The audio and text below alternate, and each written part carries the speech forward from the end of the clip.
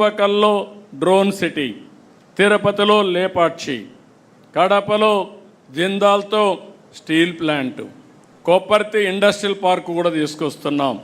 విశాఖపట్నంలో పెద్ద ఎత్తున యు నేమ్ ఎనీథింగ్ అన్నీ కూడా వచ్చే పరిస్థితి వచ్చింది.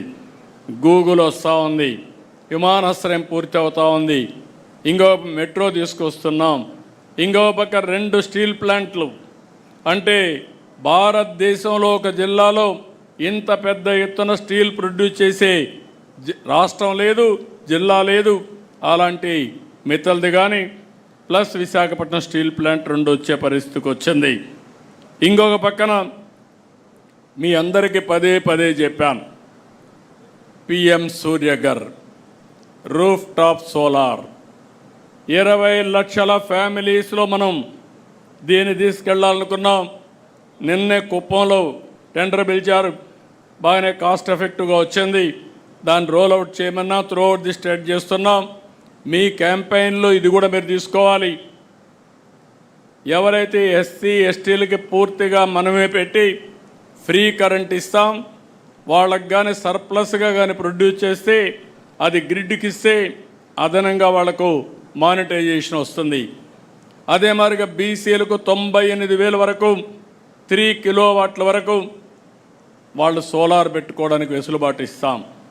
అదే సమయంలో ఓసీలకు కూడా 70,000 రూపాయలు మనం సబ్సిడీ ఇచ్చే విధంగా, దగ్గర 78,000 రూపాయలు సబ్సిడీ ఇచ్చే విధంగా ఎన్ని కిలోవాట్లు పెట్టుకున్నా ఇచ్చే ఏర్పాటు చేస్తాం.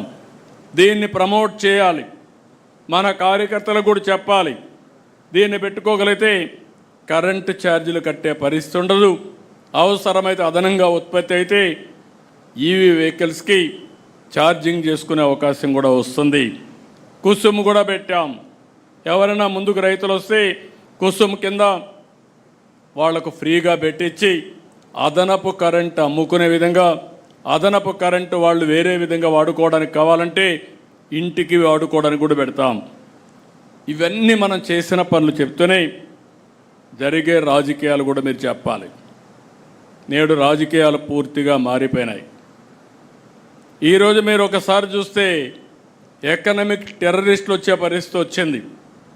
పదే పదే మనం మాట్లాడుతున్నాం, టెర్రరిజం ప్రపంచానికే పెద్ద ప్రమాదం అని. అదే సమయంలో ఎకనామిక్ టెర్రరిజం కూడా దేశ ఆర్థిక వ్యవస్థకి, రాష్ట్ర ఆర్థిక వ్యవస్థకి అంతే ప్రమాదం. ఇంకో పక్క క్రిమినల్స్ రాజకీయ ముసుగులో తిరుగుతున్నారు. నేను పదే పదే చెప్పాను, ఈ విషయం కూడా మీరు అధ్యయనం చేసుకోవాల్సిన అవసరం ఉంది. తీవ్రవాద సమస్య,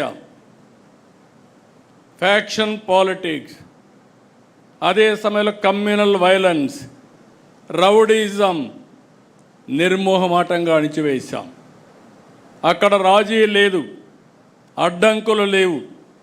కానీ ఇక్కడ వచ్చింది అలాంటి రౌడీలే రాజకీయ ముసుగేసినప్పుడు ఆ ముసుగులో కానీ మనం ఏమారి ఏమాత్రం కూడా అప్రమత్తంగా ఉండకపోతే చాలా ప్రమాదం వస్తుంది. అదే జరిగింది. 2019 ఎన్నికల ముందు వివేకానంద రెడ్డి హత్య ఒక ఉదాహరణ. ఆ రోజు నేనే ముఖ్యమంత్రి, ఇప్పుడే నాయకులందరూ ఉన్నారు. ఎన్నికల్లో చాలా బిజీగా ఉన్నాం సీట్ల పంపిణీలో. తెల్లవారితో నిద్రలేస్తే వార్త సాక్షి పేపర్లో గుండెపోటుతో చనిపోయాడు. నేను కూడా నమ్మాను. నేను ఎప్పుడు ఒక అనుమానంగా చూస్తాను, ఏ విషయం మీరు చెప్పినా చెవిలో పెట్టుకుంటూనే ఇంకొక చెవిలో ఆలోచిస్తూ ఉంటాను.